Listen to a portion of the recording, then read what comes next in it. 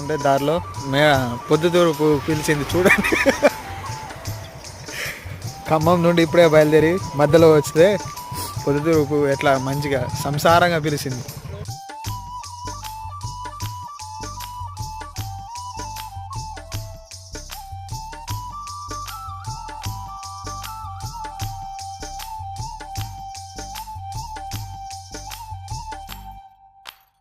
உருக்கு சிறுத்தவளே என்ன குங்குமத்தில் கரைச்சவளே நெஞ்சில் மஞ்சள் தைச்சு கூடி கையில் என்ன கொஞ்சம் பூசு தாயே